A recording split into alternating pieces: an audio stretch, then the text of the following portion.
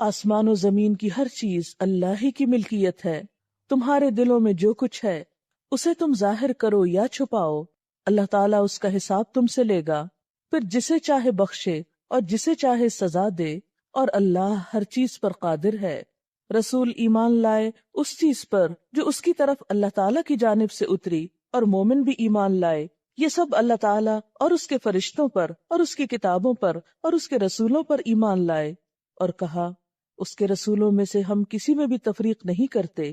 انہوں نے کہہ دیا کہ ہم نے سنا اور اطاعت کی، ہم تیری بخشش طلب کرتے ہیں اے ہمارے رب، اور ہمیں تیری ہی طرف لوٹنا ہے۔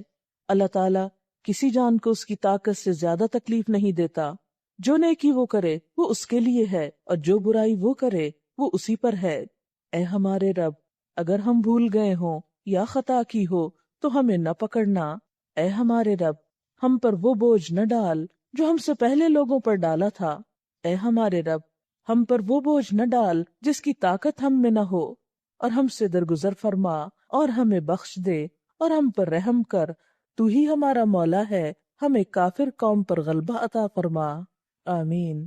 للہ، اللہ کے لیے ہے، ما فی السماوات، جو کچھ آسمانوں میں ہے، وما فی الارض، اور جو زمین میں ہے۔ کیا کچھ ہے ہم سب تو جانتے بھی نہیں، اس نے بنایا اسے معلوم ہے، بنانے والا ہی ان سب چیزوں کا مالک ہے۔ وَإِن تُبْدُوا مَا فِي أَنفُسِكُمْ، اور اگر تم ظاہر کرو گے جو تمہارے دلوں میں ہے، اپنے دل میں آنے والے خیالات کے بارے میں اگر تم کسی کو بتا بھی دو، او تخفوہ، یا تم چھپاؤ گے اس کو، یعنی کسی کو نہ بتاؤ، تمہارے دل کی باتیں صرف تمہیں کو معلوم ہو، اگر ان میں کچھ ایسی باتیں ہوئیں جو اس کو پسند نہ ہوئیں تو کیا ہوگا؟ یحاسبکم بہ اللہ، ان باتوں پر اللہ تمہارا حساب لے گا، تم سے پوچھے گا، پھر کیا ہوگا؟ فیغفر، پھر بخش دے گا، معاف کر دے گا، لمن یشاء، جس کو چاہے گا، ویعذب، اور عذاب دے گا، سزا دے گا، من یشاء، جس کو چاہے گا، واللہ، اور اللہ تعالی، علی کل شیء، ہر چیز پر، قدیر، قدرت رکھنے والا ہے۔ اس سے پچھلی آیت ہے کہ وَلَا تَكْتُمُ الشَّهَادَةَ، گواہی کو چھپانا مت، وَمَن يَكْتُمْهَا فَإِنَّهُ آثِمٌ قَلْبُهُ، جو اس کو چھپائے گا تو اس کا دل گناہگار ہوگا۔ اسی کی مزید وضاحت ہے اس آیت میں کہ ہر چیز تو اللہ کے ہاتھ میں ہے، ہر چیز کا مالک تو وہ ہے، لہذا وہ نہ صرف یہ کہ ظاہری باتوں کو جانتا ہے بلکہ دل کی باتوں کو بھی جانتا ہے۔ اس لیے اگر تم اپنے دل کی باتوں کو ظاہر کرو گے یا پھر انہیں چھپا لو گے، اگر وہ درست نہ ہوئی تو ان پر وہ حساب بھی لے سکتا ہے۔ حضرت علی رضی اللہ تعالیٰ عنہ فرماتے ہیں کہ جب یہ آیت نازل ہوئی تو اس نے ہمیں غمزدہ بنا دیا، ہمارے دل کو لگ گئی۔ ہم نے خیال کیا کہ اگر کسی کے دل میں گناہ کا خیال بھی آئے تو اس کا بھی حساب ہوگا۔ یعنی صحابہ کرام نے اس کا معنی کیا سمجھا کہ دل میں گزرنے والے ہر خیال پر پکڑ ہوگی، کہ پھر معلوم نہیں کہ اس کی معافی ہوگی یا نہیں۔ اور جیسا کہ سب جانتے ہیں نا کہ دل میں آنے والے خیالات پر تو بسا اوقات انسان کا بس نہیں ہوتا، وہ ہمارے کنٹرول میں نہیں ہوتے، وہ تو آتے ہی چلے جاتے ہیں۔ تو یہی چیز صحابہ کرام کے دل میں گزری کہ اگر دل کی باتوں پہ پکڑ ہونے لگی پھر تو ہم بچ نہیں سکتے۔ چنانچہ صحابہ کرام آپ صلی اللہ علیہ وسلم کے پاس آئے اور اپنی یہ فکر اور پریشانی آپ سے کہی۔ آپ صلی اللہ علیہ وسلم نے فرمایا، کہو ہم نے سنا اور ہم اطاعت کرتے ہیں، سمعنا و اطعنا۔ صحابہ کرام نے ایسا ہی کہا تو پھر آمن الرسول سے لے کر اگلی 2 آیات نازل ہوئیں، اور اس میں کیا آیا؟ لا یکلف اللہ نفسا الا وسعها، اللہ تعالیٰ کسی شخص کو تکلیف نہیں دیتا مگر اس کی وسعت کے مطابق، یعنی اگر کسی کے بس میں نہیں کسی وسوسے کو کنٹرول کرنا، کسی خیال کو روکنا، تو اس پر پکڑ نہیں ہوگی۔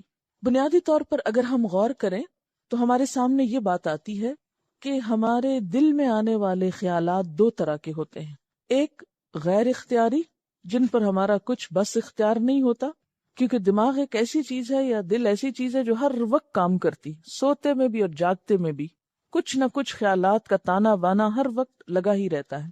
تو کچھ ایسے خیال ہوتے ہیں کہ جو ہماری مرضی، ارادے، کسی نیت کے بغیر ہی آتے چلے جاتے، ہم انہیں روک بھی نہیں سکتے، ہم ان کو اپنے اندر سے بسا اوقات نکال بھی نہیں سکتے۔ وہ بعض اوقات وسوسہ ہو سکتے ہیں جس میں اللہ تعالیٰ کے بارے میں، اس کے نیک بندوں کے بارے میں، اس کے احکامات کے بارے میں کوئی برا خیال دل میں آ جائے۔ انسان ساتھ ساتھ توبہ توبہ کرتا ہے، لیکن وہ خیال ہے کیسے بجلی کے کرنٹ کی طرح اگر ہاتھ پڑ گیا تو اس نے پکڑ ہی لیا، آپ کو چھوڑنے کو نہیں مانتا۔ تو ایسے خیالات جن پر انسان کا کوئی ارادہ اور اختیار نہیں، ان پر پکڑ نہیں۔ دوسری قسم کے خیالات وہ خیالات ہیں جو انسان کے ارادے اور اختیار پر مبنی ہیں، چاہے تو انہیں دل میں رکھے، چاہے تو نکال دے، پکڑ ایسے ہی خیالات پر ہے۔ غیر اختیاری، غیر ارادی، قدرتی طور پر آنے والے خیالات اور جن میں وسوسہ بھی ہے، تو جب آپ صلی اللہ علیہ وسلم سے اس کے بارے میں پوچھا گیا، سئل رسول اللہ صلی اللہ علیہ وسلم عن الوسوسۃ، آپ صلی اللہ علیہ وسلم سے وسوسے کے بارے میں پوچھا گیا کہ جو دل میں برا خیال آ جاتا ہے تو اس کا کیا ہو، یہ کیا چیز ہے؟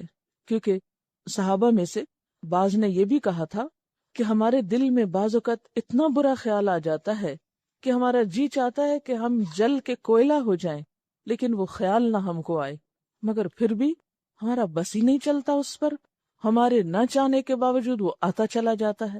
تو آپ صلی اللہ علیہ وسلم نے جواب میں کیا فرمایا؟ فقال تلک صریح الایمان، یہ صریح ایمان کی علامت ہے، یعنی یہی تو ایمان ہے، کیونکہ چور اور ڈاکو وہیں پر تو آتے ہیں جہاں کچھ مال و دولت ہوتا ہے، تو وسوسے اسی دل میں آئیں گے جہاں کوئی ایمان ہوگا، جہاں کوئی خیر ہوگی۔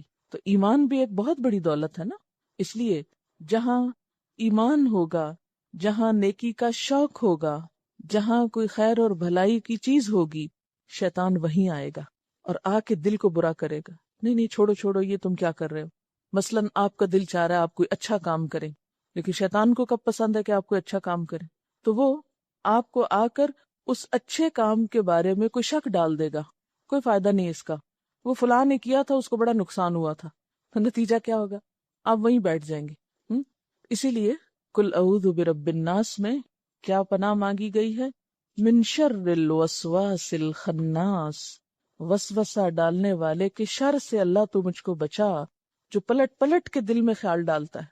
الذی یوسوس فی صدور الناس، جو لوگوں کے دل میں، انسانوں کے دل میں وسوسے ڈالتا ہے۔ من الجنت والناس، ایسے وسوسے بسا اوقات جنات کی طرف سے ہوتے ہیں، اور جن سے مراد یہاں شیطان ہے، اور بسا اوقات انسانوں کی طرف سے بھی ہوتے ہیں، کیونکہ آپ نے دیکھا ہوگا کہ کئی دفعہ آپ بہت اچھا کام کرنا چاہتے ہیں، لیکن اتنے میں آپ کی ملاقات کسی ایسے انسان سے ہو جاتی ہے جو اس اچھے کام کے بارے میں آپ کا ارادہ اور نیت بدلا دیتا ہے۔ آپ گھر سے نکلتے ہیں ایک اچھی نیت لے کر، مثلاً آپ آئے ہیں پڑھنے کے لیے، بڑے عزم و ارادے سے، بڑے جذبے سے، بڑے شوق سے، بڑی قربانی کر کے، بسا اوقات کیا ہوتا ہے آپ کی دوستی، آپ کا تعلق کسی ایسے انسان سے ہو جاتا ہے کہ جس کو نہ خود پڑھنے کا شوق ہے، نہ آپ کو پڑھنے دینا چاہتا ہے، لہٰذا وہ کوئی نہ کوئی ایسی باتیں آپ کے ذہن میں ڈالتا رہے گا کہ آپ کا پڑھائی سے دل اچاٹ ہو جائے گا، اور بالآخر وہ ساری سیکریفائسز اور سارے جو آپ کے منصوبے اور پلان اور بڑی اچھی اچھی خوبصورت نیتیں تھیں، وہ سب بیٹھ جائیں گی۔ تو اس لیے اللہ تعالیٰ کو پتا تھا کہ یہ کام صرف شیاطین نہیں کرتے، انسان بھی کرتے ہیں، اس لیے یہ دعا سکھائی گئی کہ اللہ کی مدد کے ساتھ ہی ان چیزوں پر قابو پایا جا سکتا ہے۔ پھر اسی طرح غیر اختیاری خیالات جو ہیں، جو ہماری مرضی سے نہیں آتے، ان کے بارے میں نبی صلی اللہ علیہ وسلم نے فرمایا، ان اللہ تجاوز لی عن امتی ما وسوست به صدورها ما لم تعمل او تتکلم، متفق علیہ۔ اللہ تعالیٰ نے میری امت سے جی میں آنے والی باتوں کو معاف کر دیا ہے، دل میں آنے والے خیالات کو معاف کر دیا ہے، البتہ ان پہ پکڑ اس وقت ہوگی جب ان پہ عمل کیا جائے، یا جن کا اظہار زبان سے کر دیا جائے۔ یعنی اگر آپ کے دل میں کوئی برا خیال آ رہا ہے اور آپ کہتے ادھر آؤ میں تم کو سناؤں، آپ اس کو بول دیتے ہیں. مثلاً آپ کے دل میں نعوذ باللہ کوئی کفریہ خیال آ رہا ہے، اللہ تعالیٰ کی ذات کے بارے میں کوئی بدگمانی آ رہی ہے، اللہ معاف کرے اس چیز سے بچائے، یا کسی انسان کے بارے میں آ رہی ہے، تو جب تک وہ دل میں بغیر ارادے اور بغیر نیت کے آ رہی ہے چیز، اللہ تعالیٰ اس کو معاف کر دے گا. لیکن اگر آپ دوسروں کو بھی وہ اپنے خیالات بتانے بیٹھ گئے اور وہ کفریہ کلمات زبان سے بولنے لگے، یا آپ کو کسی انسان کے بارے میں کوئی بدگمانی ہے، تو آپ بغیر کسی تحقیق اور بغیر کسی حقیقت کے اس کا ذکر لوگوں میں کرنا شروع ہو گئے محض گمان اور خیال کی بنیاد پر، تو اس کلام پر بھی پکڑ ہوگی، پھر پوچھ ہوگی. یا یہ کہ محض کلام نہیں، آگے بڑھ کے ایکشن بھی لے لیتے ہیں. مثلا آپ کے دل میں کسی کے بارے میں برا خیال آیا، آپ آؤ دیکھتے ہیں نتاؤ دیکھتے ہیں، وہ سامنے آیا تو آپ اس کو ایک دو لگا دیتے ہیں. اب کیا ہے، اس کو پتہ ہی نہیں کہ بات کیا ہے. بچوں کے ساتھ عام طور پہ ایسا کرتے نا، کوئی چیز اپنی جگہ سے ہلی ہوئی دیکھی تو دل میں خیال ہے یہ فلاں بچے کا کام ہوگا، اس سے پوچھا بھی نہیں کہ تم نے چیز اٹھائی یا نہیں اٹھائی، رکھی یا نہیں رکھی، تو کیا کرتے جو ہی وہ آتا ہے اس کو ڈانٹنا شروع کر دیتے ہیں. صرف ڈانٹے بھی نہیں، بعض کا کان پکڑ لیتے ہیں اس کے. تو یہ جو عمل ہے خواہ بچے کے ساتھ ہی کیا جائے، یہ نہیں کہ بچے ہمارے ہیں تو ہماری پراپرٹی ہیں جیسے چاہیں ان کو معاملہ کریں، نہیں. اگر بچوں کے ساتھ بھی اس طرح کی ناروا زیادتی کی تو اس میں بھی پوچھ ہو سکتی. تو جو بھی خیالات آ رہے ہیں چاہے ظاہر کرو یا چھپا کے رکھو، ان پہ اللہ محاسبہ کرے گا. پھر محاسبہ کن خیالات پہ ہوگا؟ یہاں کن خیالات کی بات ہے؟ وہ خیالات شرک، اللہ کی ذات میں شک، کفر، منافقت، ان چیزوں پر ہے، کیونکہ ان سب کا تعلق بھی ہمارے خیال سے ہی ہے نا، ہمارے ارادے سے ہی ہے. تو وہ مضبوط عزائم، پکے ارادے، دل کے فیصلے جو کسی غلط بات کے لیے ہوں، ان پر پکڑ ہوگی. مثلاً ایمان کہاں ہے آپ کا؟ دل میں ہوتا ہے نا. اب مثلاً آپ کہے میں مسلمان ہوں، مجھے تو نہیں پتا، آپ تو زبان سے کہہ رہے ہیں، میں تو یقین کر لوں گی، لیکن اللہ کو پتا ہے کہ دل میں کیا ہے. تو ایمان بھی دل کا فعل ہے نا. اب اگر ایک شخص زبان سے کہہ رہا ہے لیکن دل میں وہ کفر رکھے ہوئے ہے، تو زبان سے کہنا اس کو کچھ فائدہ نہیں دے گا. کس کی بات مانی جائے گی؟ کہ اس کے دل میں کیا ہے. اسی طرح منافقت کیا ہے؟ کہاں ہوتی منافقت؟ دل میں ہوتی. فی قلوبہم مرض، ان کے دلوں میں بیماری ہے.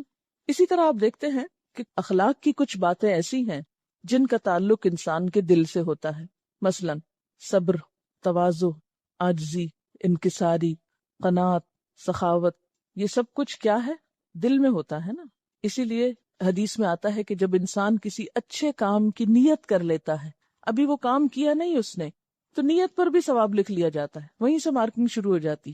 اور اگر وہ کر لیتا ہے تو کم از کم 10 گنا اجر ملتا ہے، اور زیادہ سے زیادہ تو پھر اللہ تعالیٰ کے ہاتھ میں ہے، جتنا چاہے دے.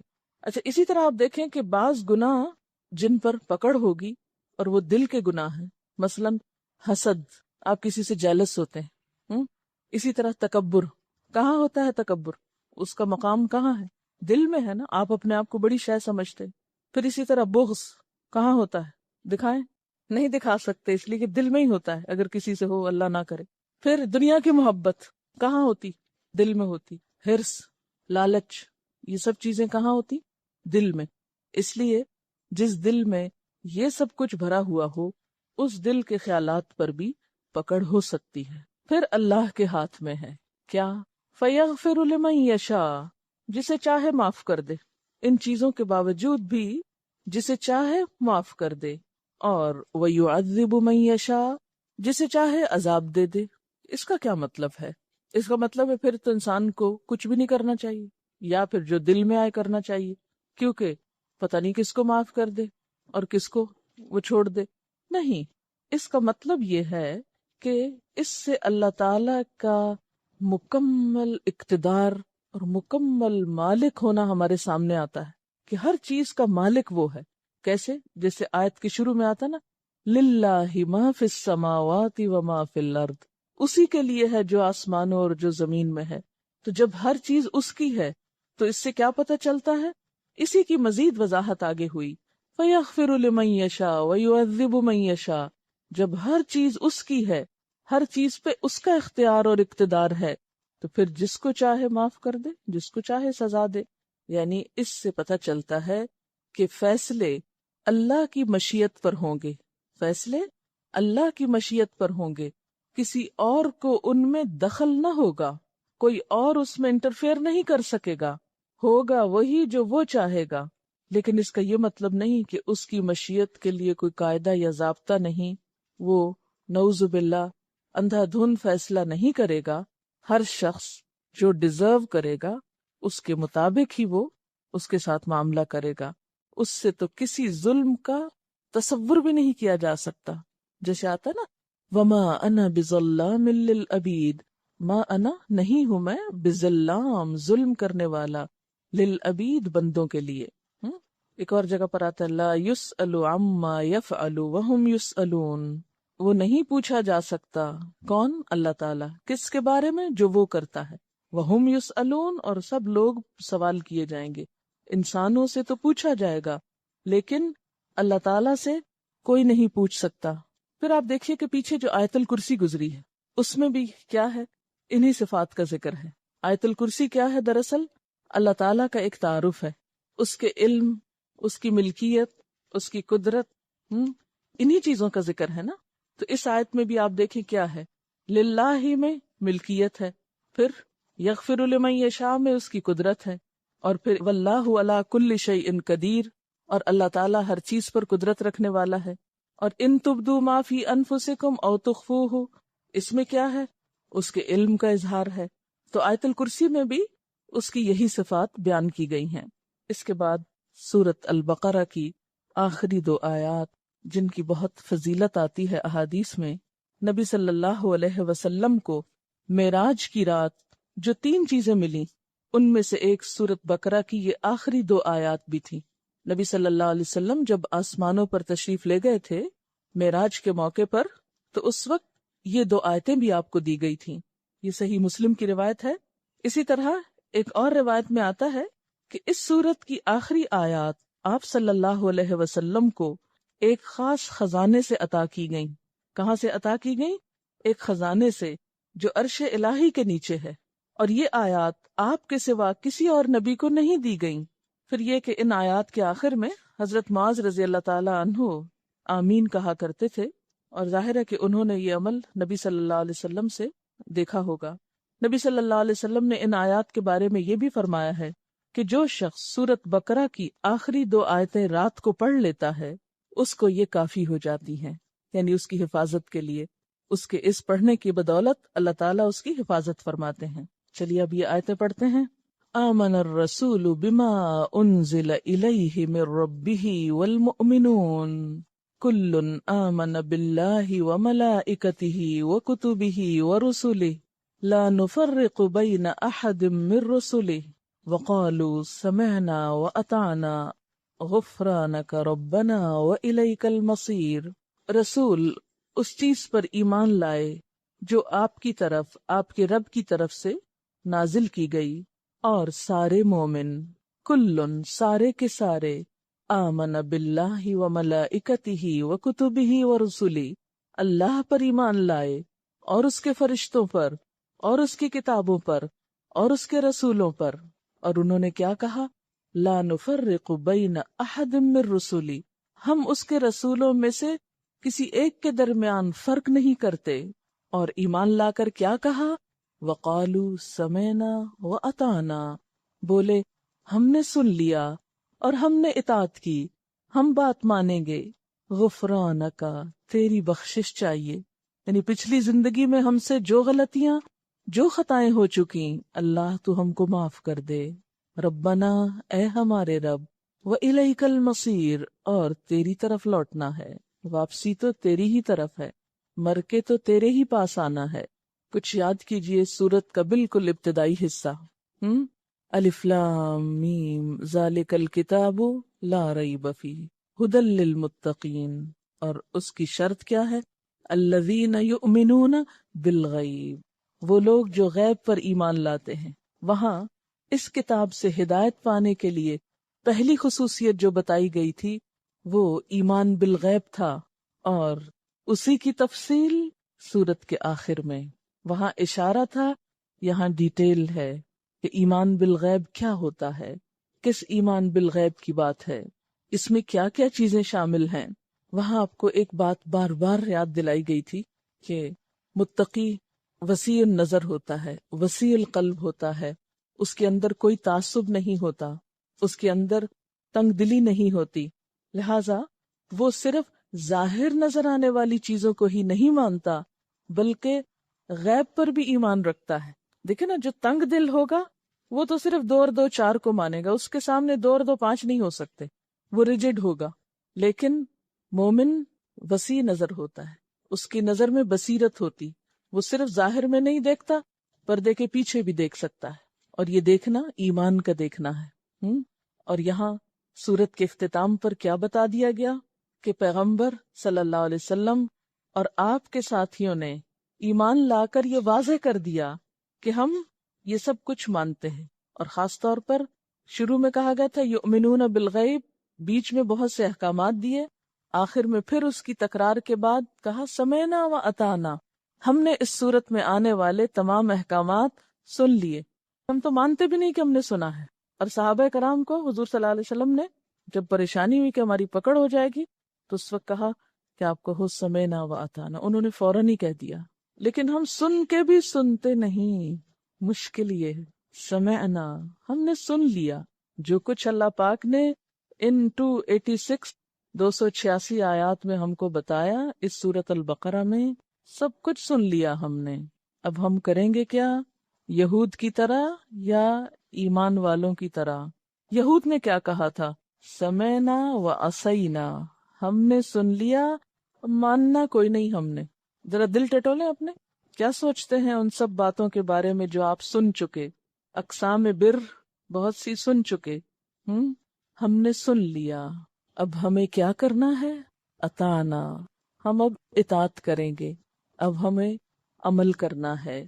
ہم ان لوگوں کی طرح نہیں جو تعصب برتتے ہیں، صرف اپنے رسولوں کو مانتے ہیں، صرف اپنی کتابوں کو مانتے ہیں اور دوسرے انبیاء کا انکار کرتے ہیں. نہیں، ہم تو کسی کے درمیان فرق بھی نہیں کرتے. لا نفرق بین احد من رسلی، ہم اللہ کے رسولوں میں سے کسی کے درمیان تفریق نہیں کرتے، سب کو رسول مانتے ہیں. پھر آپ دیکھیے کہ یہاں پر جو تفصیل بتائی گئی وہ کیا ہے.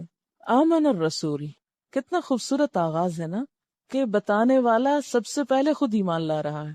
یہ نہیں کہا گیا کہ صرف مومن ایمان لائیں، بلکہ آمن الرسول، رسول صلی اللہ علیہ وسلم ایمان لائے. کس چیز پر؟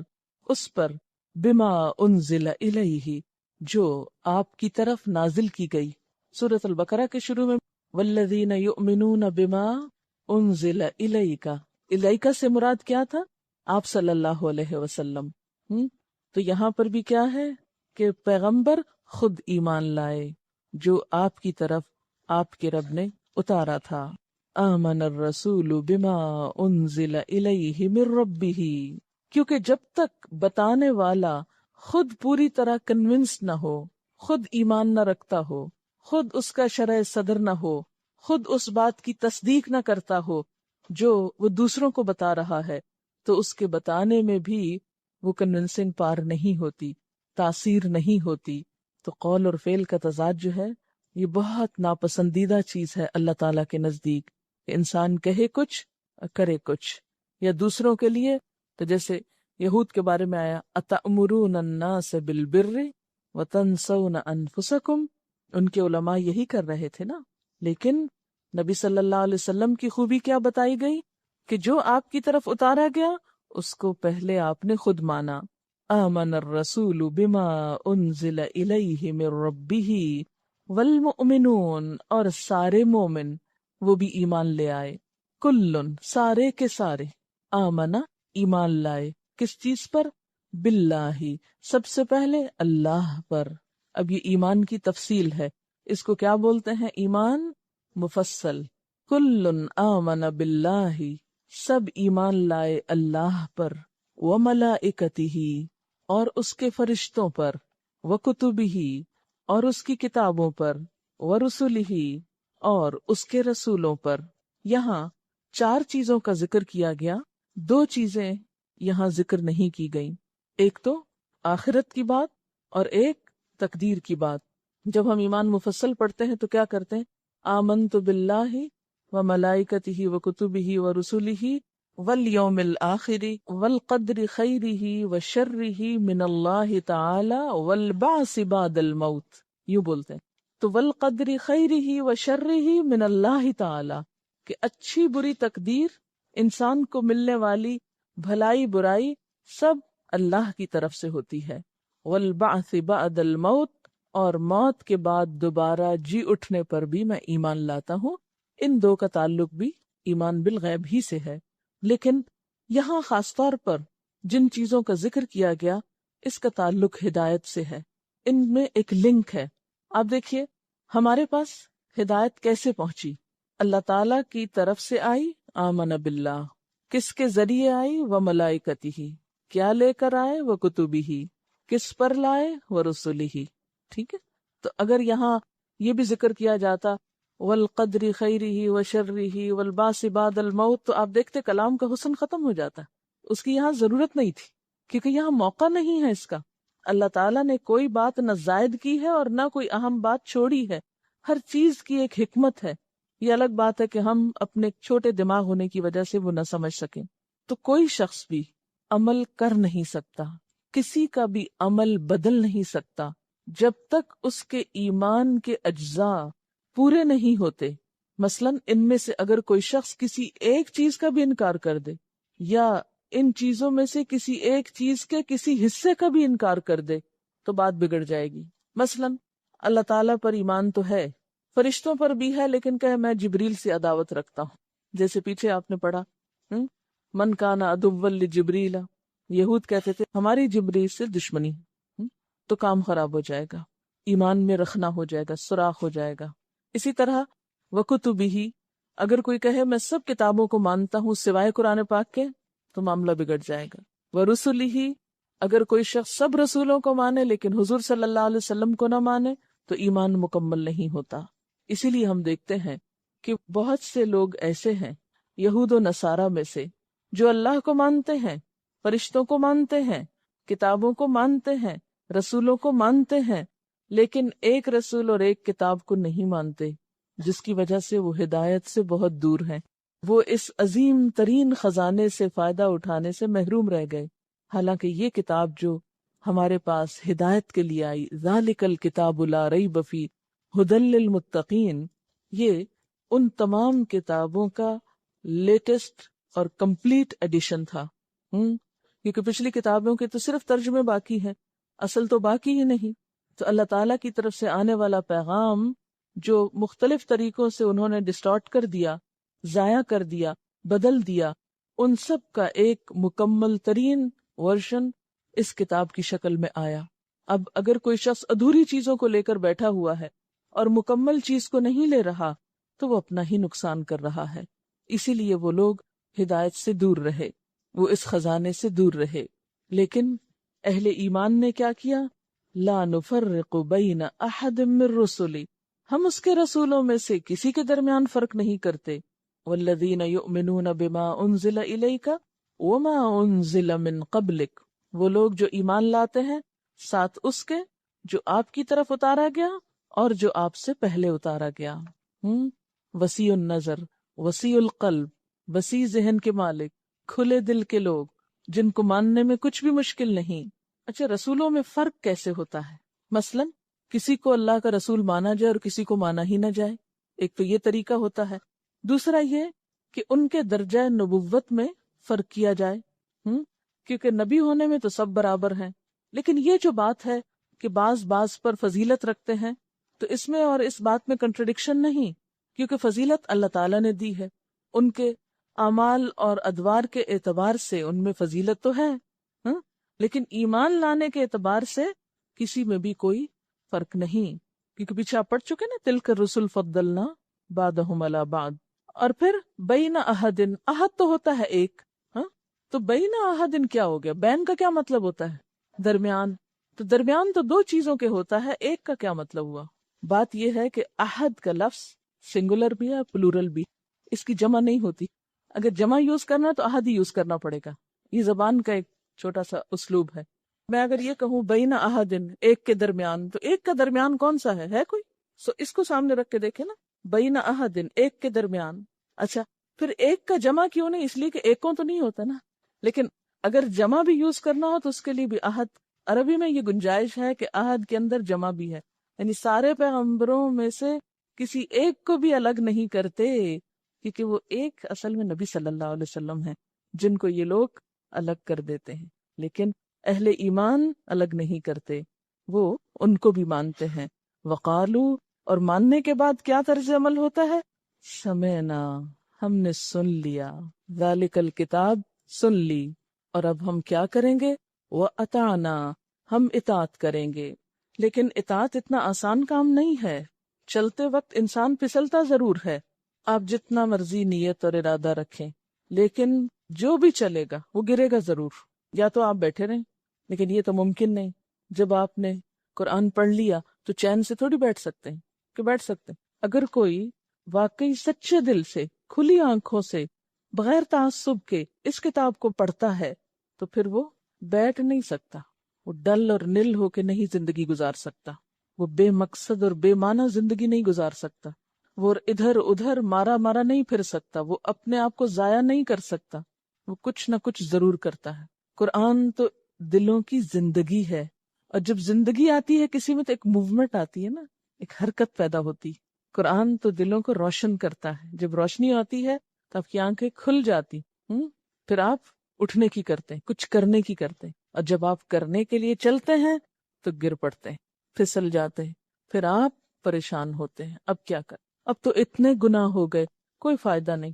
نہیں، مایوس نہ ہو، یہاں مایوسی سے بچایا گیا ہے. آپ سب کو ایک پریشانی ضرور ہوگی، ابھی تک تو میرے عمل میں کوئی تبدیلی نہیں ہے. کبھی خیال آیا ہی ہوگا، لیکن کیا اس خیال کا آنا بھی تبدیلی نہیں ہے؟ پہلے کیوں نہیں آتا تھا؟ قرآن پڑھنے سے پہلے تو ہم میں سے اکثر یہ سمجھتے ہیں کہ ہم تو بہت اچھے، جو کر رہے ہیں بالکل ٹھیک کر رہے ہیں، کوئی خرابی نہیں ہم میں. لیکن جو قرآن پڑھتے ہیں تو آئینہ نظر آتا ہے، اف یہ غلط بھی کرتے ہیں، یہ بھی کرتے ہیں. تو قرآن بنیادی طور پر آپ کی مدد کرتا ہے دلدل سے باہر آنے میں، گناہوں کو چھوڑنے میں. یہ نیکیوں کا ایک سفر ہے، یہ منزل کی طرف لے جاتا ہے. اور ہم نے دعا بھی تو یہی مانگی تھی نا، اہدنا الصراط المستقیم. تو کیا معنی آتا ہے ہدایت میں؟ رستہ دکھانا، پھر چلانا، پھر منزل تک پہنچانا، کہ اللہ ہم کو منزل تک پہنچا. اس کے لیے پھر حل کیا ہے؟ جب گر پڑے تو حل کیا ہے؟ گرے رہیں، پھسل جائیں تو پھسلے رہیں، غلطیاں ہو جائیں تو کرتے رہیں، مایوس ہو جائیں اور بگڑ جائیں نہیں، معافی مانگ لیں. اور پھر آپ دیکھیں مصدر ہے غفران، اور جب مصدر اس طرح استعمال ہوتا ہے بغیر کسی فعل کے، مانگا کچھ نہیں، صرف کہہ رہے ہیں غفران، بخشش بخشش بخشش، یہ ایک اضطراب کو ظاہر کرتا ہے، ایک بے چینی کو ظاہر کرتا ہے. یعنی بندے کی فل کنسنٹریشن اس بات پر ہے کہ بخشش چاہیے. وہ چاہیے بھی کوئی نہیں کہہ رہا، وہ بخش دے بھی نہیں کہہ رہا، دے کا لفظ بھی نہیں بول رہا، وہ صرف کیا کہہ رہا ہے؟ بخشش. جب بہت پیاسا ہوتا ہے نا انسان تو یہ نہیں کہتا مجھے پانی دے دو، کیا کہتا ہے؟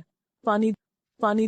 جس بندے کے اندر اپنے گناہوں کا احساس ہو جائے، میں گناہگار ہوں، میرا کیا ہوگا، میں بار بار پھسل جاتا ہوں، مجھ سے پھر غلطی ہو جاتی، میں نے تو پچھلی زندگی میں بہت غلطیاں کی ہیں، بہت بڑے بڑے گناہ کیے ہیں، بہت ظلم کیا ہے، میرا کیا ہوگا، میں چاہتا تو ہوں کہ نیک بن جاؤں، لیکن کیسے؟ تو اس کے لیے کیا؟ غفرانک غفرانک، تیری بخشش، تیری توجہ، تیرا بننا چاہتا ہوں، تو ڈھانپ لے، تو معاف کر دے. ربنا، اے ہمارے رب. آپ دیکھیے کہ عام دعاؤں میں کیا آتا ہے؟ ربنا اغفر لنا، پہلے ربنا آتا ہے پھر دعا آتی ہے. یہاں کیا انداز ہے؟ پہلے طلب ہے پھر ہے ربنا، ہے نا سٹائل فرق؟ غفرانک ربنا، بہت خوبصورت انداز ہے. وَإِلَيْكَ الْمَصِيرُ، اور تیری ہی طرف واپسی ہے، تیری طرف تو آنا ہے، تجھ سے بھاگ کے کہاں جا سکتے ہیں؟ قرآن پاک میں سورۃ الرحمن میں اللہ تعالیٰ فرماتے ہیں یا معشر الجن والانس ان استطعتم ان تنفذوا من اقطار السماوات والارض فانفذوا لا تنفذون الا بسلطان. اے جنوں اور انسانوں کے گروہ، یا معشر الجن والانس ان استطعتم، اگر تم میں استطاعت ہے، اگر تم کر سکتے ہو، ان تنفذوا، کہ تم بھاگ نکلو، بھاگ جاؤ کہیں، من اقطار السماوات والارض، آسمان و زمین کے کناروں سے، فنفذوا، بھاگ دکھاؤ، بھاگو تو، لا تنفذون، نہیں بھاگ سکتے، الا بسلطان، مگر بڑا زور چاہیے، بڑی قوت چاہیے۔ آپ دیکھیں کہ آپ اگر یہ چاہیں کہ کہیں زمین کا کنارہ ملے آپ کو اور آپ وہاں سے چھلانگ لگائیں کسی اور پلانٹ پہ، تو اس کے لیے کیا کرنا ہوگا آپ کو؟ نمبر 1 تو کنارہ ہی نہیں ملے گا۔ اللہ نے اس کو بنایا ایسا کہ آپ چلتے جائیں، جہاں سے چلے تھے وہیں پہنچ جائیں گے، کنارہ ہی نہیں ملے گا۔ نمبر 2، اگر آپ کنارے کے بغیر نکلنا چاہیں، جیسے اسپیس شٹل نکلتی ہے، تو کبھی اٹھتے ہوئے دیکھا اس کو کس طرح نکلتی ہے؟ وہ زمین کا جب مدار وہ چھوڑتی ہے اور چاند میں داخل ہوتی ہے، تو اس کا اٹھنا آپ نے دیکھا کبھی؟ کتنا زور اور کتنی قوت اور کتنی انرجی چاہیے ہوتی ہے۔ اس میں ایک بات تو یہ ہے کہ نکل تو سکتے ہیں، زمین سے نکل سکتے ہیں، آسمان سے نہیں نکل سکتے۔ یعنی زیادہ سے زیادہ ہم کیا کریں گے؟ زمین سے اٹھ کے آسمان کی طرف چلے جائیں گے، تو اس سے کیا فائدہ؟ للہ ما فی السماوات و ما فی الارض، اللہ کے لیے ہے جو زمین میں اور جو آسمان میں۔ زمین سے نکل کے بھاگو گے بھی، یہاں سے نکل کے چاند پہ جا بیٹھو گے تو چاند بھی اللہ کا ہے، وہاں پکڑ لے گا۔ مریخ پہ جاؤ گے، وہاں بھی پکڑ لے گا۔ کہاں جاؤ گے؟ ہے کوئی راستہ، کوئی گوشہ، کوئی جگہ جہاں اللہ کی ذات نہ ہو، جہاں اس کی پکڑ سے چھوٹ سکو اور بچ سکو؟ کوئی نہیں۔ تو پھر بھاگنے کی کوشش نہ کرو، نافرمانی نہ کرو، کیا کرو؟ پلٹ آؤ۔ توبہ کس چیز کا نام ہے؟ پلٹ آنے کا۔ اللہ بہت غلطیاں کر لیں، بہت نافرمانیاں کر لیں، بہت ظلم کر لیا اپنی جان پہ بھی اور دوسروں کے اوپر بھی، اب مجھے معافی چاہیے، غفرانک، تیری معافی چاہیے، تجھ سے چاہیے، تو نظر کرم فرما۔ اور غفرانہ کا لفظ غافارہ سے ہے، جس کا معنی ہوتا ہے ڈھانپ دینا، چھپا دینا۔ اللہ ہمارے قصور چھپا دے، ہمارے گناہوں کی گندگی کا ڈھیر چھپا دے، کسی کو نظر نہ آئے، کوئی اور نہ دیکھ لے، کسی کو نہ پتا چلے۔ کیونکہ انسان جب چھوٹی سی غلطی بھی کرتا ہے یا کوئی بڑی غلطی کرتا ہے تو فوراً کیا کرتا ہے؟ اس کو چھپانے کی کوشش کرتا ہے۔ مثلاً آپ نے دیکھا ہوگا بچے جب کبھی کچھ توڑ دیتے ہیں تو پھر کیا کرتے ہیں؟ چھپے پھرتے ہیں، اور آپ بازو کا ڈھونڈتے کدھر گیا بچہ، مل کیوں نہیں رہا؟ تو کسی دروازے کے پیچھے چھپا ہوا۔ اس وقت آپ سوچتے ہیں، سینس کرتے اس نے کچھ کیا ہے، تب یہ چھپ رہا ہے۔ پھر آپ پوچھتے کیا کیا ہے، جو کہتا ہے گلاس ٹوٹ گیا۔ تو بالکل اسی طرح انسان کی بھی یہ فطرت ہے کہ غلطی کرنے کے بعد کیا چاہتا ہے؟ اس غلطی کا پتہ نہ چلے کسی کو، چھپ جائے یہ۔ تو اللہ تعالیٰ سے پھر کیا مانگتا ہے؟ اللہ ڈھانپ دے، غفرانک، ڈھانپ دے، معاف کر دے، ہمارے قصور چھپا دے، وَإِلَيْكَ الْمَصِيرُ، واپسی جو تیری طرف ہے، آنا جو تیرے پاس ہے، پوچھ جو ہوگی، حساب جو ہوگا۔ لا یکلف اللہ نفسا، نہیں تکلیف دیتا اللہ کسی نفس کو، کسی جان کو۔ یکلف، کاف لام فے، تکلیف دینا، بوجھ ڈالنا۔ اللہ کسی جان پہ بوجھ نہیں ڈالتا، الا مگر، وسعہا، اس کی وسعت کے مطابق۔ واو سین عین، وسع، وسعت، قوت، علم، عقل، مال، وقت، زندگی اور دیگر تمام صلاحیتیں وسعت کہلاتی ہیں۔ یعنی انسان کو جو کچھ ملا ہے یہ سب انسان کے لیے ایک وسعت ہے، یعنی کہاں تک انسان جا سکتا ہے۔ دیکھیں نا، قوت کی بھی ایک لمٹ ہوتی ہے، اس سے آگے آپ کے پاس طاقت نہیں۔ علم کی بھی ایک لمٹ ہے، اسی طرح عقل کی، آپ کی انٹیلیجنس کی، مال کی، وقت کی، زندگی کی، ہر چیز کی ایک لمٹ ہے نا، ایک حد سے زیادہ آگے جا کے ختم ہو جاتا ہے۔ تو ہر شخص کو جتنی قوت، علم، عقل، مال وغیرہ ملا ہے وہ کیا ہے دراصل؟ اس کی وسعت۔ تو ہر انسان کو اتنی ہی تکلیف دی جائے گی، اتنا ہی اس سے پوچھا جائے گا، یا اس پر اتنی ہی ذمہ داری ڈالی جائے گی جتنی اس کے پاس طاقت ہے۔ مثلاً ایک شخص کھڑے ہو کے نماز نہیں پڑھ سکتا تو اس سے حساب نہیں ہوگا۔ اس کا حساب کس میں ہوگا کہ بیٹھ کے پڑھی تھی کہ نہیں۔ ایک شخص جانتا ہی نہیں، پتہ ہی نہیں اس کو، اور اس لیے نہیں پتا کہ اس کو پتا کرنے کا موقع ہی نہیں ملا، کیونکہ ہم نے اس کا غلط معنی لیا نا کہ پتہ ہی نہیں کرتے۔ یہ نہیں اس کا معنی، یعنی اس کو موقع ہی نہیں ملا کہ پتہ کرے، اس کے پاس علم ہی نہیں. وہ پیدا ہوا کہیں افریقہ کے گھنے جنگلوں میں جہاں دن کو سورج کی روشنی بھی نہیں آتی تھی. کہاں اس کے پاس کتابیں اور اسکول اور علم کی روشنی جو آپ کے پاس ہے. تو اب اس کا حساب اور آپ کا برابر تھوڑی ہوگا. آپ کو تو اتنی فیسلٹیز ملی، اتنے چانسز ملے، تو اس کا حساب اس کی وسعت کے مطابق کہ اس کو کیا ملا، اس کے پاس کیا پہنچا. پھر اسی طرح عقل، ایک شخص بہت سمجھدار ہے اور ایک شخص دیوانہ ہے، اب دونوں کا حساب برابر تھوڑی ہوگا. ایک شخص مجنون ہے، پاگل ہے، اب اس کا حساب تو نہیں ہوگا. لیکن ایک شخص ذہین ہے، سمجھدار ہے، کتنی سمجھ کی لمٹ ہے یہ اللہ جانتا ہے، اتنی ہی سمجھ کے مطابق اس کا حساب ہوگا جتنی اس کی وسعت ہے. کسی کو اگر مثلاً عقل کو تولا جا سکتا ہوتا تو مثلاً کسی کو اگر 1 چھٹانک عقل ملی ہے تو اس کا حساب 1 چھٹانک کے اندر ہے، اور کسی کو 1 کلو ملی ہے تو وہ اس کے مطابق پوچھا اور جانچا جائے گا. پھر اسی طرح مال، کوئی فقیر ہے کسی کٹیا میں رہتا ہے، اس سے تو نہیں پوچھا جائے گا زکوٰۃ کیوں نہیں دی، اور ایک شخص ملینئر ہے، اس کا حساب اور طرح ہوگا. اسی طرح وقت، ایک شخص بہت مصروف ہے اور مصروفیت بھی کسی جائز کام میں ہے، اس کا حساب اور طرح ہے. اور ایک شخص جس کے پاس بہت فارغ وقت ہے، وہ ایسے ہی بےہودہ ادھر ادھر گھومتا پھر رہا ہے، کبھی اس کو پریشان کر کبھی کچھ کر، اس کے پاس کوئی زندگی کا مقصد نہیں، کوئی ٹارگٹ نہیں، اس کی پوچھ اور طرح ہوگی کہ اللہ نے یہ سب کچھ کس لیے دیا تھا، بیکار گھومنے پھرنے کو. تو وقت بھی کس کے پاس کتنا ہے. زندگی کے مختلف اوقات میں مختلف وقت ہوتے ہیں. مثلاً آپ میں سے جو بچیاں ہیں ان کے پاس وقت زیادہ ہوتا ہے مثلاً پڑھنے کے لیے، اس لیے ان کی پوچھ بھی اور طرح ہونی چاہیے. جو خواتین ہیں آپ میں، ان کے اوپر شوہر کی ذمہ داریاں ہیں، اس کو بھی خوش رکھنا، بچوں کی ذمہ داریاں ہیں، پھر رشتہ داریاں ہیں، کیونکہ جو بچیاں ان کے تو سارے کام ان کی مائیں کر دیتی، رشتہ داروں سے بھی نبھا لیتی ہیں، ادھر ادھر سب کچھ کر لیتی، بلکہ پکا کے کھلا بھی دیتی. آپ میں سے جو شادی شدہ خواتین ہیں ان کو تو جا کے پکانا بھی ہے، کھلانا بھی ہے، اگر پکا ہوا بھی ہو تو اس کو دیکھنا ہے کہ سب کو کس طرح دیا جائے یا کس طرح مینج کیا جائے. گھر کی ذمہ داریاں بھی ہیں، پھر عمر کا تقاضا بھی ہے، پھر اب ذہن بھی اس طرح کام نہیں کرتا.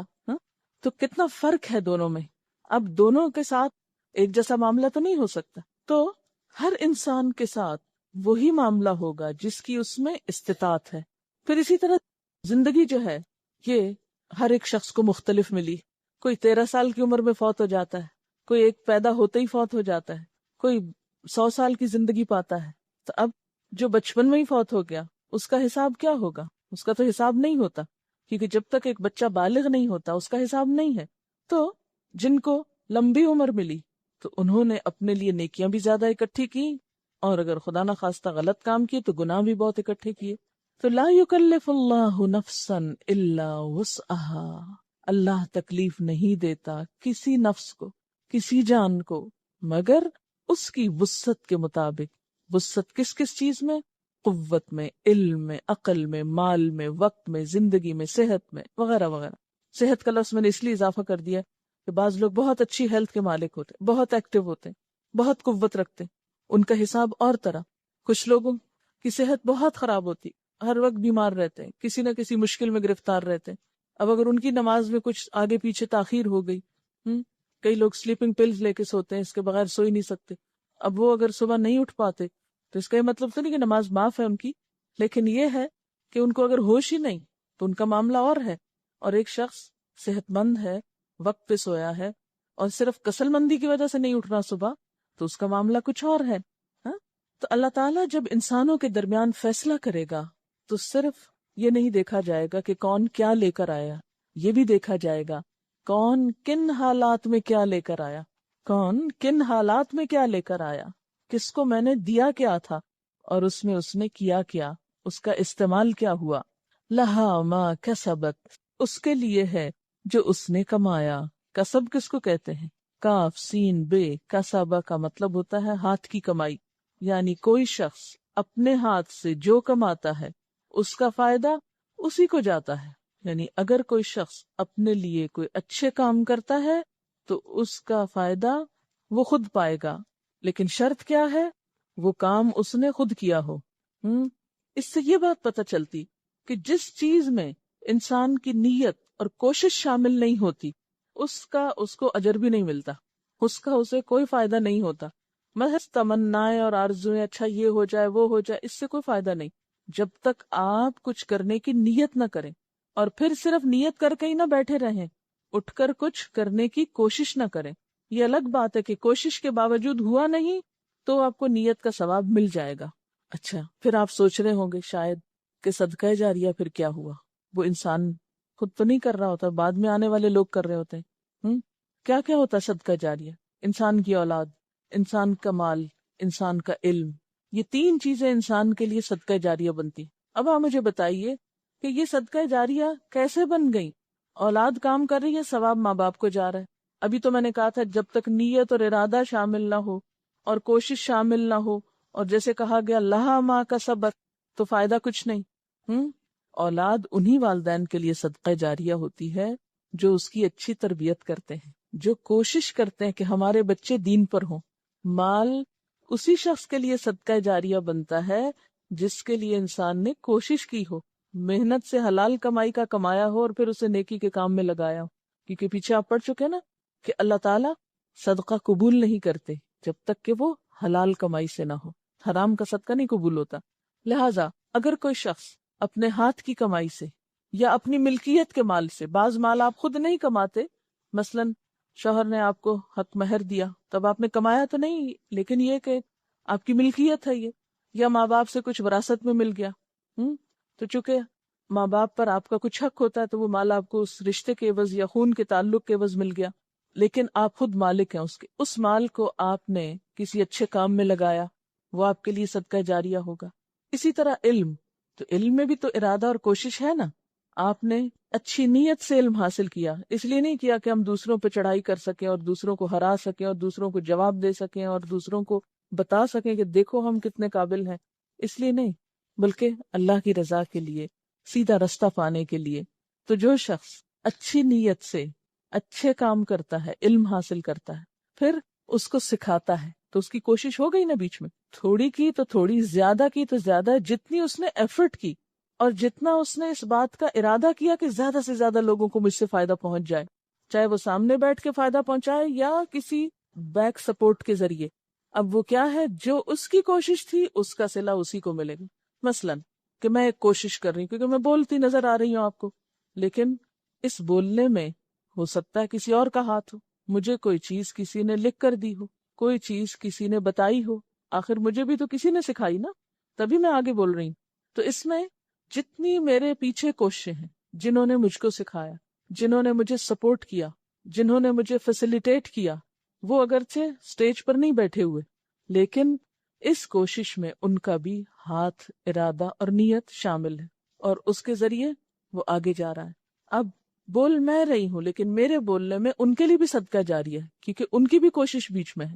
تو لہا ما کسبت، جب انسان کسی اچھے کام کے لیے کوشش اور نیت کرتا ہے، خواہ وہ کوشش کسی کے سامنے آتی ہے یا نہیں آتی، لیکن جتنا جتنا جس نے حصہ ڈالا اتنا اتنا اس کو اجر و ثواب مل گیا۔ جس نے نیت بھی کی اور پھر کوشش بھی کی، اس کو ثواب مل گیا۔ بعض اوقات ہم ایک کام نہیں کرتے لیکن اس کا کریڈٹ لے لیتے ہیں، اور اکثر لوگوں کو یہی شوق ہوتا ہے جو نہیں کیا وہ بھی ہمارے نام لگ جائے، لوگوں کو پتا چل جائے کہ ہم نے کیا، تاکہ ہمیں واہ واہ ہو جائے ہماری۔ چھوٹی چھوٹی چیزوں پہ خوش ہوتے ہیں نا کیونکہ بڑی خوشی کا پتہ جو نہیں، تو یہ چھوٹی چھوٹی چیزیں ہم کو پھسلاتی رہتی ہیں۔ تو یاد رکھیں، یہ جو صدقہ جاریہ کا کانسیپٹ ہے، اس کے اندر بھی دراصل چھپی ہوئی کوشش ہی شامل ہوتی ہے انسان کی۔ جس کی تھوڑی کوشش اس کا تھوڑا صدقہ جاریہ، جس کی زیادہ کوشش اس کا زیادہ صدقہ جاریہ۔ مثلا جو زیادہ مال خرچ کرتا ہے زیادہ اچھی نیت سے کرتا ہے، جو زیادہ اچھی تربیت دیتا ہے اپنے بچوں کی، اور اگر بچے بیچارے خود ہی رول کھل کے تربیت پا رہے ہیں تو ماں باپ کے لیے پھر کیا صدقہ جاریہ ہوا؟ وہ تو جنہوں نے ان کو سکھایا ان بچوں کو، انہی کے لیے ہو جائے گا نا۔ بعض ماں باپ تو ایسے بدقسمت بھی ہوتے ہیں کہ بچے اچھا کام کرنا چاہتے ہیں، الٹا ان کو منع کرتے ہیں کہ یہ نہ کرو۔ لا علمی ہے، کیونکہ لا علمی جو ہے نا، جہالت، یہ 100 ہلاکتوں کی جڑ ہے، کیونکہ پتہ ہی نہیں اس کا فائدہ کتنا ہے۔ تو اگر وہ نہیں اپنی اولاد کو سپورٹ کرتے، کم از کم نیت ہی کر لیں، یہ خوشی ہو جائیں اس پر کہ شکر ہے ہماری اولاد کو اچھا کام کر رہی، دعا ہی کر دیں، مال سے ہی کچھ مدد کر دیں۔ اگر خود کچھ بھی نہیں کیا آپ نے، مثلا کچھ ماں باپ خود نہیں پڑھ پاتے، اب ان کا شوق کیا ہوتا ہے ہماری اولاد پڑھ جائے، اس کے لیے وہ دن رات محنت کرتے ہیں، ان کو سکھاتے ہیں، بتاتے ہیں، مال ان پہ خرچ کرتے ہیں۔ تو اب ان کے اپنی اندر جو کمی رہ گئی وہ کس میں جا پوری ہوئی؟ اولاد میں پوری ہوئی۔ اسی طرح بعض ماں باپ خود تو نیک ہوتے ہیں، اولاد کو کچھ نہیں بتاتے، اولاد سخت غلط کام کرتی، قیامت کے دن کیا ہوگا؟ ایسے لوگ بسا اوقات بدترین حالت میں آئیں گے، اور بتایا جائے گا ان کے بچے ان کی ساری نیکیاں کھا گئے، کیونکہ انہوں نے ایسے ایسے کام کیے کہ جو ماں باپ کے لیے الٹا کیا بن گئے؟ مصیبت کا سبب بن گئے۔ اور وہ کیوں؟ ان کی غفلت اور کوتاہی سے۔ تو ہمیں دنیا میں اپنے بچوں کے لیے دعا بھی کرنی چاہیے، کوشش بھی کرنی چاہیے، علم کے لیے دعا بھی کرنی چاہیے۔ کون سی دعا ہے علم کی؟ رب زدنی علما۔ اور کوشش بھی کرنی چاہیے۔ یہ دعا پڑھ کے اگر آپ سویرے گھر پہ ہی بستر پہ دوبارہ سو جائیں، صرف تمنائیں ہیں تو وہ بھی اللہ کو پتا ہے کر کیا رہے ہو تم۔ اسی طرح مال ہے لیکن خیر کے راستے میں نہیں خرچ کرنے کو دل چاہتا، ہمارے خرچ کیے بغیر اگر نیکی کا کام آگے سے آگے بڑھ رہا ہے تو ہمارا ایسا کچھ نہیں، چاہے ہم کتنی خوش ہوتے رہے اس کو دیکھ دیکھ کے، جب تک ہمارے پیسے اس میں نہیں پڑیں گے۔ تو اس لیے لہا ما کسبت، لہا ہر شخص کو کیا ملے گا، یعنی اللہ بوجھ تو نہیں ڈالے گا، وہ تو نہیں پوچھے گا جو ہمارے بس میں نہیں۔ دیکھیں نا، بسا اوقات ہم چاہتے ہیں ہماری اولاد نیک ہو، ہم کوشش بھی کرتے ہیں، وہ نہیں ہوتی۔ بعض اوقات ہم مال اللہ کے راستے میں خرچ کرنا چاہتے ہیں مگر ہماری ضرورتیں اپنی نہیں پوری ہوتی۔ بعض اوقات ہم کسی کو سکھانا چاہتے ہیں، ہمیں موقع ہی نہیں ملتا، کوئی سیکھنے کو تیار ہی نہیں ہوتا۔ ایسا بھی تو ہوتا ہے۔ اب اس میں ہماری تو پوری تمنا اور کوشش، لیکن کوئی آگے چانس ہی نہیں مل رہا تو اللہ نہیں پوچھے گا۔ لا یکلف اللہ نفسا الا وسعها، جو ہمارے پاس تھا ہم نے لگا دیا، ہم نے محنت کر لی، ہم نے تڑپ لیا، ہم نے دعائیں بھی کر لی، لیکن کوئی ترقی نہیں ہوئی، کوئی کامیابی نہیں ہوئی، نہ علم میں، نہ مال میں، نہ اولاد میں۔ تو کل قیامت کے دن اللہ تعالیٰ ایسے شخص کو پکڑ کے سزا دے گا کہ کیوں نہیں تم نے مال کیوں نہیں خرچ کیا، یا تم نے اولاد کو کیوں نہیں سدھارا، یا تم نے اور کوئی خیر کا کام کیوں نہیں کیا؟ نہیں، اس لیے کہ ہم نے تو چاہا تھا لیکن ہو نہ سکا۔ اب بعض اوقات کیا ہوتا ہے، پچھلی زندگی میں کوئی کمی کوتاہی ہو جاتی، دیکھیں نا، اب مثلاً آپ اس ایج میں آ کے آپ کو دین کی سمجھ ہوئی، جب آپ جوان تھے اور آپ کے بچے چھوٹے تھے، آپ کے ہاتھ میں تھے، آپ کو سمجھ نہیں تھی، اب وہ بڑے ہو گئے، انڈیپینڈنٹ ہو گئے، وہ آپ کی سنتے نہیں، اب کیا، آپ بس دعائیں کریں۔ جو وقت گزر گیا اس کے لیے کیا ہے؟ غفرانک، اب ہم نے سنا ہے، اب ہم مانیں گے، جو پیچھے ہو چکا غفرانک، اس کے لیے معافی چاہتے ہیں۔ اور پھر اللہ تعالیٰ کیا فرماتے ہیں؟ ٹھیک ہے، لا یکلف اللہ نفسا الا وسعها، غم نہ کرو، رنجیدہ نہ ہو، اللہ تعالیٰ وسعت کے مطابق ہی حساب لے گا۔ وعلیہا، اور اسی طرح انسان کے ذمہ ہے، انسان پر پڑے گا کیا؟ مکتسبت، جو اس نے کیا۔ اکتساب کس کو کہتے ہیں؟ کسبہ اور اکتسبہ کا روٹ ایک ہی ہے۔ اکتسبہ کا مطلب ہوتا ہے صرف اپنے لیے کرنا، کسبہ اپنے اور دوسرے دونوں کے لیے کرنا۔ اسی لیے آپ دیکھیں نا، اولاد کے لیے کرنا بھی کسب ہے، ٹھیک ہے نا؟ جب انسان کوئی کمائی کرتا ہے تو بچوں کو بھی دیتا ہے نا، تو دوسروں کے لیے بھی کسب کر رہا ہے۔ لیکن اکتسبہ ہوتا ہے صرف اپنی ذات کے لیے کرنا۔ تو اس سے کیا پتہ چلتا ہے کہ انسان اگر غلط کام کرتا ہے تو اس کی ذمہ داری خود صرف اس کے اپنے اوپر ہے، اس کے بچوں پہ نہیں جائے گی۔ یا بچے غلط کام کرتے ہیں تو اس کی ذمہ داری پھر ماں باپ پہ نہیں جائے گی، کیونکہ ماں باپ نے نہیں چاہا کہ وہ غلط کریں۔ پھر اکتسبہ بھلائی اور برائی دونوں کے لیے استعمال ہوتا ہے۔ تو وَعَلَيْهَا، اور اسی پر ذمہ داری ہے، مکتسبت، جو اس نے کمایا۔ اکتسبہ اہتمام سے کمانے کے لیے بھی آتا ہے، یعنی صرف ارادہ ہی نہیں کیا برا، بلکہ کر بھی لیا غلط کام، تو اس کی ذمہ داری پھر اس پر ہوگی، اس کی بھی پوچھ ہوگی، اس کی بھی پکڑ ہوگی۔ تو ایصال ثواب نیکی میں تو ہو سکتا ہے، گناہ میں نہیں ہوتا۔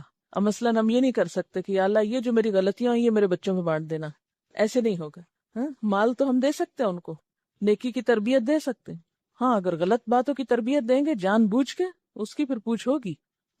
لیکن یہاں اس بات کا بنیادی مقصد کیا ہے؟ جو کرو گے وہ بھگتو گے، مکتسبت۔ اس لیے پھر دعا کیا مانگی گئی؟ ربنا، اے ہمارے رب، لا تؤاخذنا، نہ تو مواخذہ کرنا ہمارا، آخذہ سے حمزہ خیزال، گرفت کرنا، کسی غلطی کو پکڑنا، یا اللہ تو ہماری غلطیوں کو نہ پکڑنا، ان نسینا، اگر ہم بھولے، نون سین یہ نسیا بھولنا، خواہ غفلت کی وجہ سے ہو یا حافظے کی کمزوری کی وجہ سے ہو یا کسی بھی اور وجہ سے، یا اللہ جو بھول چوک ہم سے ہو جائے اس پہ ہم کو نہ پکڑنا، یعنی بلا ارادہ کوئی کام ہو جانا، او اخطأنا، یا ہم نے خطا کی، خطا غلطی، اس کی دو صورتیں ہوتی ہیں. نمبر ایک، جو چیز پسندیدہ نہ ہو، مستحسن نہ ہو، اس کا ارادہ کرنا اور کر گزرنا، ایسی خطا قابل گرفت ہے. اسی طرح دوسرا یہ کہ ارادہ تو اچھے فعل کا کیا لیکن غلطی سے اس کے خلاف ہو گیا، ایسی خطا قابل مواخذہ نہیں. نبی صلی اللہ علیہ وسلم نے فرمایا، رفع عن امتی الخطأ والنسیان، میری امت سے اٹھا لیا گیا کیا؟ خطا اور نسیان. یعنی نسیان کیا ہے کہ انسان بھول کر کوئی کام کر بیٹھے، یعنی کام اچھا کر رہا ہے لیکن وہ بھول گیا اور اس سے غلطی ہو گئی. اور خطا کیا ہے کہ ناسمجھی سے کسی کام کو غلط طور پہ کر لے. خطا ایک تو یہ ہوتی ہے نا کہ انسان کسی غلط چیز کا ارادہ کرے اور پھر کر بھی لے، اور دوسری کیا ہوتی ہے کہ ارادہ تو اچھی چیز کا تھا لیکن ناسمجھی سے غلط ہو گیا. تو اللہ ہم کو نہ پکڑنا کس میں؟ ان نسینا، اگر ہم بھول جائیں، او اخطأنا، یا ہم خطا کر بیٹھیں. ربنا، اے ہمارے رب، ولا تحمل، اور نہ بوجھ ڈال، علینا، ہم پر، اسرن، کوئی بوجھ. اسرن کا لفظ الف صاد رے سے ہے. اس کا معنی ہوتا ہے عہد، ذمہ داری، ایسا بوجھ جس کا اٹھانا دشوار ہو، بہت مشکل ہو، وہ بوجھ جو اٹھانے والے کو چلنے سے روک دے، جس کے اوپر آنے کے بعد انسان چل نہ سکے. یعنی یا اللہ ہم پر کوئی ایسی ذمہ داری، ایسی مشکل، ایسی پریشانی نہ ڈالنا کہ ہم تیرے راستے میں چل ہی نہ سکیں، تیری اطاعت ہی نہ کر سکیں. کیونکہ بعض اوقات انسان پہ ایسی ایسی آزمائشیں آتی، ایسی ایسی مصروفیات آ جاتی ہیں، یا معاشرے کے ایسے بندھن آ جاتے ہیں کہ انسان اچھا کرنا بھی چاہتا ہے تو کر نہیں پاتا. مثلا نبی صلی اللہ علیہ وسلم کے بارے میں قرآن پاک میں آتا ہے کہ آپ جب دنیا میں تشریف لائے تو آپ نے لوگوں کے اوپر سے کچھ بوجھ ہٹائے. وَيَدَعُ عَنْهُمْ إِصْرَهُمْ وَالْأَغْلَالَ الَّتِي كَانَتْ عَلَيْهِمْ، اور آپ نے ہٹایا ان سے ان کے بوجھوں کو اور ان بیڑیوں کو یا طوق کو جو انہوں نے خود پہ ڈالے ہوئے تھے. اس میں کس کی طرف اشارہ ہے؟ ان پابندیوں، ان رسموں کی طرف جو پچھلی کتابوں والوں نے یا پچھلے ادیان والوں نے اپنے اوپر ڈال رکھی تھی اپنی مرضی سے. جیسا کہ آگے آیا، مزید آیت کے اندر ہی وضاحت ہے، کما حملتہ، جیسا کہ تو نے ڈالا اس کو، علی الذین من قبلنا، ان لوگوں پر جو ہم سے پہلے تھے. تو گزشتہ امتوں پر دو طرح کے بوجھ تھے. ایک تو ان پر اللہ تعالی کی طرف سے کچھ پابندیاں عائد کی گئیں، اور دوسرے انہوں نے خود بھی اپنے اوپر بہت سی پابندیاں عائد کر لی یا بوجھ ڈال لی. اللہ تعالیٰ کی طرف سے کیا پابندیاں تھیں ان پر؟ مثلاً ان کی شریعت کے کچھ احکامات ان کے لیے بہت مشکل تھے. مثلاً آپ کو یاد ہوگا کہ بچھڑے کی پرستش کرنے والوں کے لیے جب توبہ کی بات ہوئی تو اس کے لیے 7 شرط کیا تھی؟ قتل. پھر اسی طرح یہود کی شریعت میں صرف قصاص تھا، دیت یا معافی نہیں تھی قتل عمد کی صورت میں. پھر اسی طرح ان پر زکوٰۃ 4تھا حصہ تھی، ہم پر کتنی ہے؟ 40واں حصہ. پھر اسی طرح ان کو حکم یہ تھا کہ اگر کسی کپڑے پر پیشاب لگ جائے یا نجاست لگ جائے تو دھونے سے نہیں پاک ہوگا، اس کو کاٹ کے پھینکنا پڑے گا. کتنی مشکل ہوگی. پھر اسی طرح غنیمت کے اموال ان پہ حرام تھے. تو یہاں دعا کیا مانگی گئی کہ یا اللہ اپنے دین میں بھی ہمارے اوپر ایسی پابندیاں اور ایسے بوجھ نہ ڈالنا کہ جو ہم اٹھا نہ سکیں، جن پر ہم عمل نہ کر سکیں. اور دوسری طرح کی ان پر پابندیاں اور بوجھ کیا تھے؟ ان کے اپنے خود ساختہ رسم و رواج اور طور طریقے، اور دین میں خود ساختہ اضافے. مثلا حائضہ عورت کے ساتھ وہ کیا کرتے؟ اس کو بالکل کاٹ کے گھر سے الگ بٹھا دیتے، نہ اس کے ہاتھ کا کھاتے، نہ اس کو چھوتے، اس کے ہر چیز کو ناپاک سمجھتے. حالانکہ شریعت میں ان کو یہ پابندی نہیں دی گئی تھی مگر انہوں نے خود اپنے لیے پابندی کر لی. جیسا کہ قرآن پاک میں بھی آتا نا کہ وَلَٰكِنْ كَانُوا أَنفُسَهُمْ يَظْلِمُونَ، یہ لوگ اپنی جانوں پہ خود ظلم کرتے تھے. تو اللہ تعالیٰ ہمارے لیے ایسی پابندیاں نہ ہوں، ایسے بوجھ نہ ہوں جو ہم اٹھا نہ سکیں. پھر اسی طرح اس سے مراد یہ بھی ہے کہ یا اللہ مشکلات ایسی نہ ہوں کہ جن کی وجہ سے ہم تیرے رستے پہ نہ چل سکیں. اب دیکھیے کہ بسا اوقات زندگی میں ایک انسان بہت سموتھ جا رہا ہوتا ہے نا، اچھے اچھے کام کر رہا ہے، بھاگ دوڑ کر رہا ہے، نمازوں میں خوب خشوع و خضوع ہے، صحت ہے، طاقت ہے، سڈنلی کوئی نعوذ باللہ ایکسیڈنٹ ہو جاتا ہے. اب وہ قیام، رکوع، خشوع سب ختم ہو گیا، اب ایک معذور والی نماز پڑھی جا رہی، یا ایسی کوئی بیماری ہوگی کہ روزہ ہی نہیں رکھ پاتے، ہے نا، تو وہ کتنا دل کڑتا ہے نا. یا اسی طرح کوئی ایسی مصروفیت آ گئی کہ جس کی وجہ سے بہت سے نیک کاموں میں جانا بھاگ دوڑ سب رک گیا. بسا اوقات گھر والوں کی ایسی پابندیاں ہوتی، خصوصاً خواتین کے لیے، کہ ان کے لیے ہر چیز پہ بین لگ جاتا ہے. مثلاً ایک لڑکی ہے، شادی سے پہلے نیکی کے کاموں میں بڑھ چڑھ کے حصہ لے رہی ہے، ایسی جگہ شادی ہوئی، سسرال ایسے ملے کہ جن کو یہ سب باتیں سخت ناپسند ہیں، سب دینی دوستوں سے ملنا بند، اور بالکل جیسے تالاب سے مچھلی نکال کے پھینک دی جائے الگ تو وہ تڑپتی ہے، ایسے ہی بعض بچیوں کا حال ہوتا ہے کہ سارے ایک دینی ماحول اور سرکل سے کٹ کے بالکل الگ تڑپ نہیں ہے. تو ایسی چیزوں سے بھی پناہ مانگنی چاہیے کہ یا اللہ ایسے حالات نہ آ جائیں کہ جن کی وجہ سے ہم تیرے دین پہ نہ چل سکیں. ربنا، اے ہمارے رب، ولا تحملنا، اور نہ تو اٹھوانا ہم کو، ما لا طاقت لنا بہ، جس کی ہم میں طاقت نہیں. اللہ ہم پہ ایسی پابندیاں نہ ڈالنا، ذمہ داریاں نہ ڈالنا، ہم پہ ایسی ذمہ داریاں عائد نہ کرنا، ہم سے ایسے بوجھ نہ اٹھوانا کہ جن کو ہم اٹھا نہ سکیں، جن کو اٹھانے کی طاقت نہیں. واعف عنا، اور ہم کو معاف کر دینا. واعف عنا، عفو عین فے واو، معاف کرنا، گناہوں کو نامہ اعمال سے مٹا دینا. اللہ ہم کو معاف کر دینا، ہمارے گناہوں کو مٹا دینا. واغفر لنا، اور ہم کو بخش دینا، ہم کو ڈھانپ دینا. ورحمنا، ہم پہ رحم فرمانا. انت مولانا، تو ہمارا مولا ہے. واو لام یہ، مددگار، غم گسار، تنگی ترشی میں کام آنے والا. اور مولا کا ایک اور معنی مرجع، کہ جس کی طرف مشکلات میں رجوع کیا جائے. انت مولانا، تو ہمارا مولا ہے، تجھ سے ہم مدد مانگتے ہیں، تو مشکلات میں ہمارے کام آنے والا ہے، تیری ہی طرف ہم لوٹتے ہیں، تیری ہی طرف ہم رجوع کرتے ہیں. یہ جب کہتے ہیں نا انت مولانا، تو یوں لگتا ہے جیسے ہر چیز سے انسان پلٹ کر اپنے رب کے دامن میں جا چھپتا ہے. انت مولانا، تو ہمارا مددگار ہے، تیرے پاس ہمارے لیے پناہ ہے. فانصرنا، پس مدد فرما ہماری، علی القوم الکافرین، ان لوگوں پر جو انکاری ہیں، جو مانتے نہیں. کیونکہ ایک طرف مومنون ہے اور دوسری طرف کافرین ہیں، ایک طرف ماننے والے ہیں اور دوسری طرف انکار کرنے والے ہیں. قدرتی طور پر پھر یہ دو گروہ بن جاتے ہیں، دونوں ایک دوسرے کے مقابل آ جاتے ہیں. تو اللہ تو ہم کو ایسے لوگوں کے مقابلے میں مدد دینا، ہمارے ہاتھ مضبوط کر دینا جو ہمیں تیری راہ پر چلنے نہ دیں، کیونکہ تیری طاقت، تیری توفیق، تیرے اذن اور تیری تائید کے بغیر ہم کچھ نہیں کر سکتے، کیونکہ ہم تو کمزور ہیں. انت مولانا فانصرنا علی القوم الکافرین، تو ہمارا مولا ہے، کافروں کے مقابلے میں ہماری مدد کر، ہمارا ہو جا، ہم تیرے راستے پر نکلے ہیں، تو ہمارے لیے اس کو آسان کر دے. آمین. حضرت ابو ہریرہ رضی اللہ تعالی عنہ کا بیان ہے کہ نبی صلی اللہ علیہ وسلم نے فرمایا، اپنے گھروں کو قبرستان نہ بناؤ، شیطان اس گھر سے بھاگ جاتا ہے جس میں سورہ بقرہ پڑھی جاتی ہے.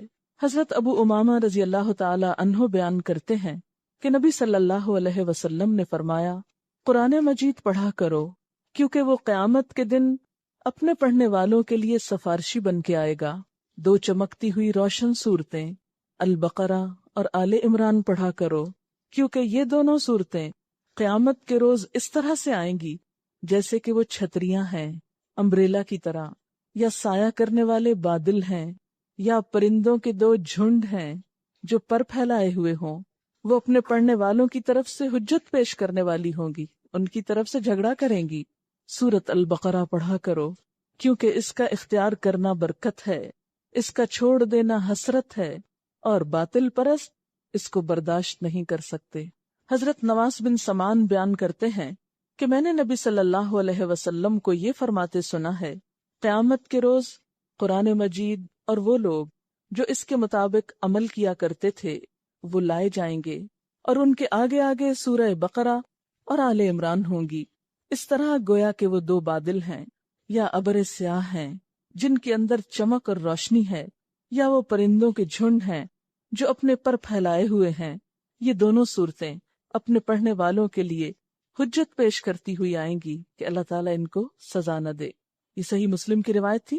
ایک اور روایت ہے صحیح مسلم ہی کی، حضرت عبداللہ بن عباس کا بیان ہے کہ ایک مرتبہ حضرت جبریل علیہ السلام نبی صلی اللہ علیہ وسلم کی خدمت میں حاضر تھے کہ یکایک انہوں نے آسمان کی طرف سے ایک ایسی آواز سنی جیسے کسی شتیر یا پھاٹک کو کھولنے کی آواز آتی ہے۔ حضرت جبریل علیہ السلام نے اپنا سر اوپر اٹھا کر دیکھا، پھر نبی صلی اللہ علیہ وسلم سے عرض کیا کہ یہ آسمان کا ایک دروازہ ہے جو آج پہلی دفعہ کھولا گیا ہے اور اس سے پہلے کبھی نہ کھولا گیا۔ اتنے میں اس دروازے سے ایک فرشتہ نازل ہوا۔ جبریل علیہ السلام نے نبی صلی اللہ علیہ وسلم سے عرض کیا، یہ ایک فرشتہ ہے جو آسمان سے زمین کی طرف آ رہا ہے اور آج سے پہلے یہ کبھی زمین کی طرف نہیں اترا۔ وہ فرشتہ آیا اور اس نے نبی صلی اللہ علیہ وسلم کو سلام کیا اور پھر آپ سے عرض کیا، آپ کے لیے ایسے دو نوروں کی خوشخبری ہے جو آپ ہی کو دیے گئے ہیں، ایک سورۃ الفاتحہ ہے اور دوسری سورۃ البقرہ کی آخری آیات۔ ان دونوں کا اگر ایک حرف بھی آپ پڑھیں گے تو جو دعا آپ مانگیں گے وہ آپ کو عطا کی جائے گی، تو گویا دعا کی قبولیت کا ذریعہ بھی ہیں۔